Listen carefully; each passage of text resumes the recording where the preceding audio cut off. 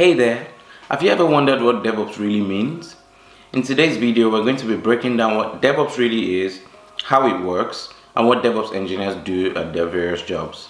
So let's dive straight into it. What exactly is DevOps? DevOps is a set of practices that bridge the gap between software development and IT operations, basically to ensure that websites and applications that people access over the internet are highly available, highly performant, very secure, and that they run efficiently. So simply put, software developers or software engineers focus on finding the behavior and structure of these websites and applications via code, whereas with DevOps, the focus is more on reliability, scalability of that website or application, and making sure that it can withstand traffic with little to no downtime. So with DevOps, software engineers are able to make regular updates seamlessly. Let's take a practical example that leverages DevOps in making an update to a website like Amazon. Let's use Amazon as an example, right?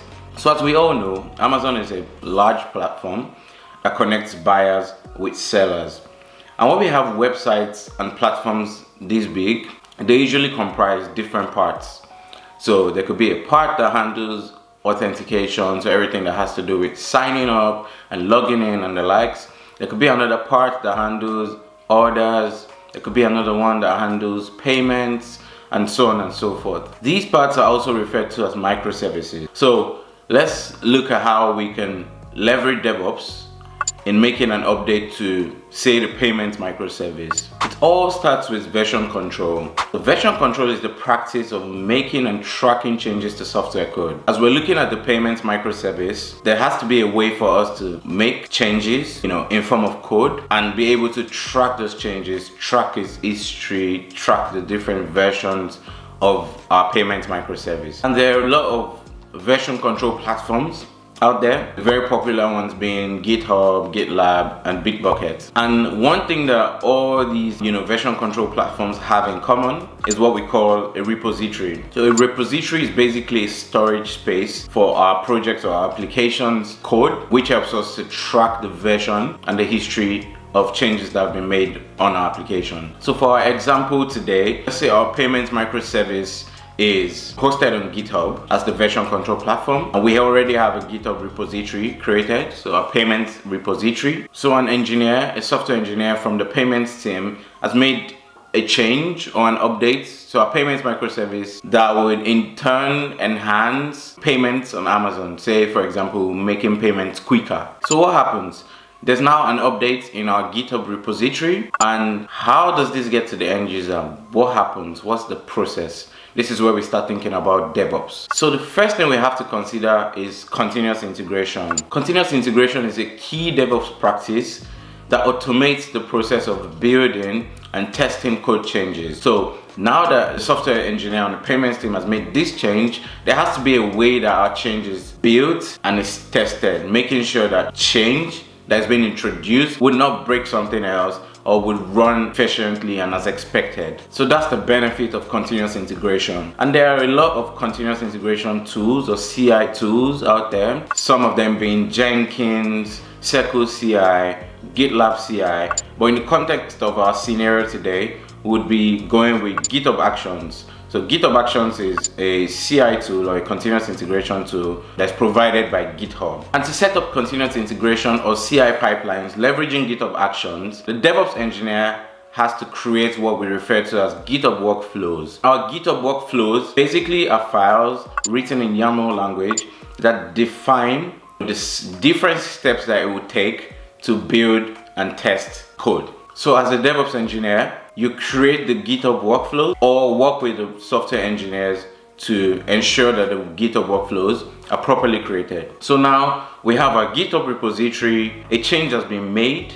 Another tool we need to really consider and think about in the process of continuous integration is a tool called Docker. So Docker is a software or a tool that basically helps us to package our application together with its dependencies. So it makes this application self-contained and isolated, and also it helps in making sure that our applications behave the same way regardless of the environment that they're deployed to. So applications that are packaged with Docker are called Dockerized applications. So to Dockerize an application, a DevOps engineer needs to think about writing a Docker file. So a Docker file is a text file that sits within our repository. So in this case, we have a Docker file in the payments repository. And basically what's in the text file are just commands and steps that need to be followed in order to package and Dockerize our application. When we have our application Dockerized, we're left with an image. So an image is built out of those steps that are defined in the Docker file. So these Docker images are stored in what we call registries, so Docker registries. An example is Docker Hub. There's also AWS ECR, which is AWS Elastic Container Registry, and so on and so forth. So tying this back to continuous integration, we would have a step in our GitHub Workflows that uses our Docker file to build up our container, tests it, and pushes the image that is generated to our selected Docker registry. Now let's look at what we have so far.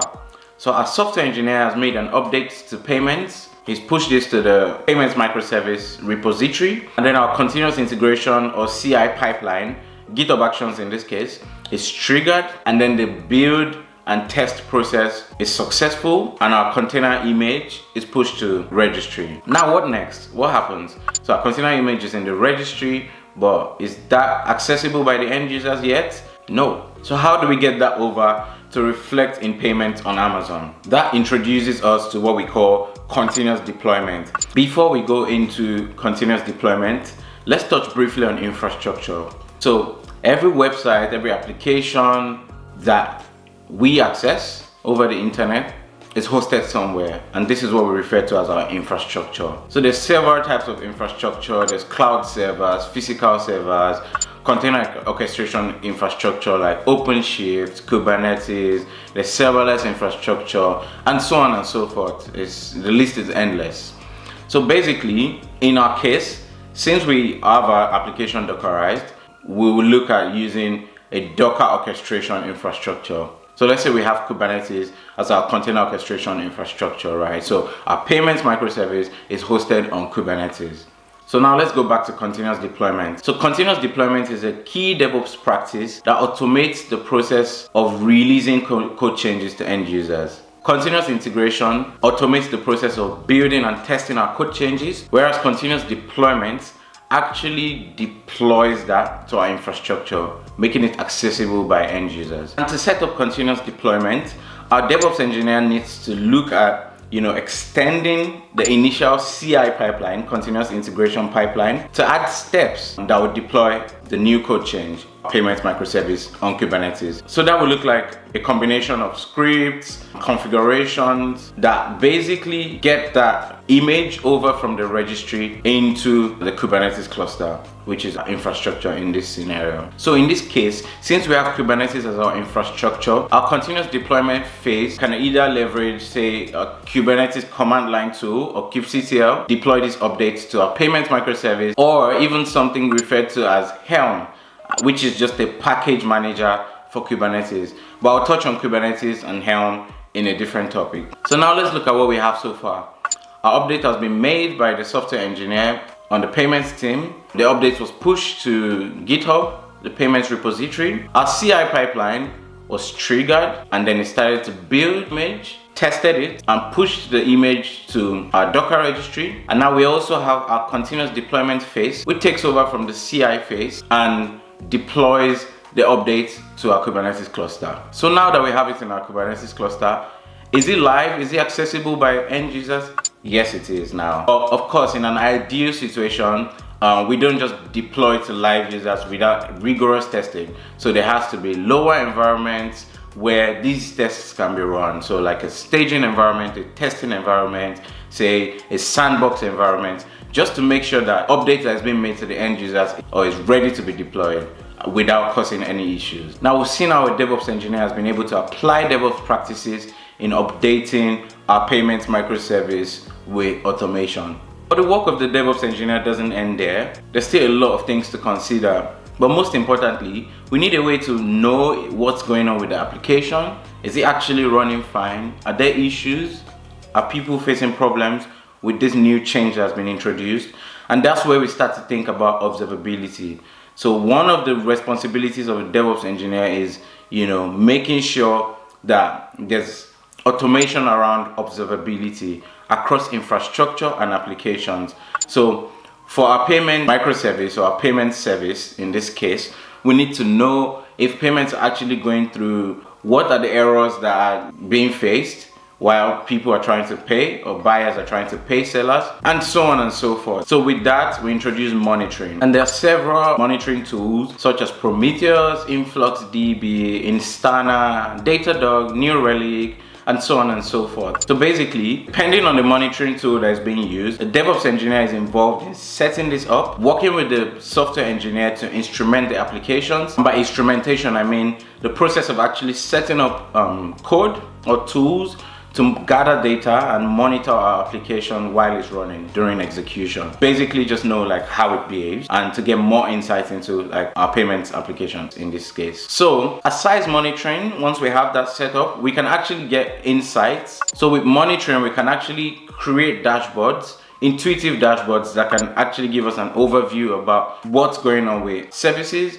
And in this case, we can have a dashboard that tracks error rates on our payment microservice, can track success rates on our payment microservice, and so on and so forth. So now that we've talked about monitoring, we also need to look into logging. So as a DevOps engineer, we also need to set up logging. This can be achieved with tools such as the ELK stack, which is Elasticsearch, Logstash, and Kibana stack. There's also FluentBit that we can deploy across our infrastructure, and this also processes our logs. There's Loki and so on and so forth. So basically, logging is also very important because we want to record events. We actually want to get messages like what exactly is going on. So like, what are the logs that our application is emitting? Also on observability, we need to think about alerting. We already set up monitoring, we've set up logging, but how do we know what's going on? How do we proactively address issues before they cause like a huge downtime across Amazon or even across our payments microservice? So that's where alerting comes in. So we can have alert manager and plug that into Prometheus in order to get alerts proactively when thresholds are met. We can also leverage, Datadog alerting. We can leverage New Relic alerting, and we can basically get alerts to Slack, for example, if that's what we use in the organization,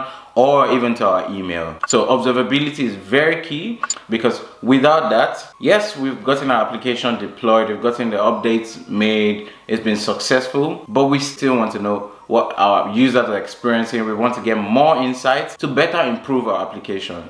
So observability is really, really key. So the role of a DevOps engineer doesn't stop here still, as you may have guessed.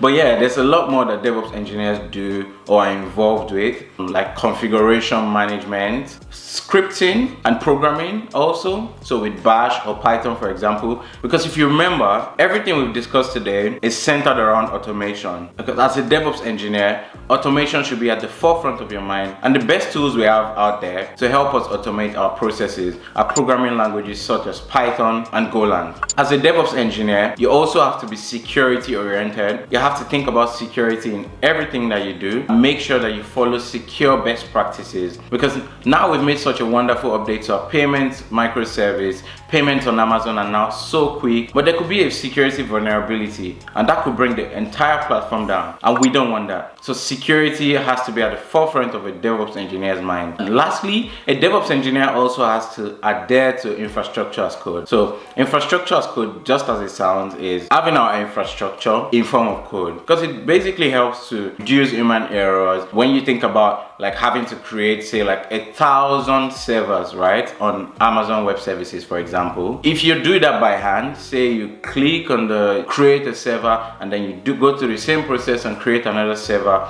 this is against the dry principle or do not repeat yourself principle, and this is not something we want to do, and it's also very error prone. So with infrastructure as code, meaning having all those things you want to create by hand in form of code and being able to execute that at a go, it really helps to save time.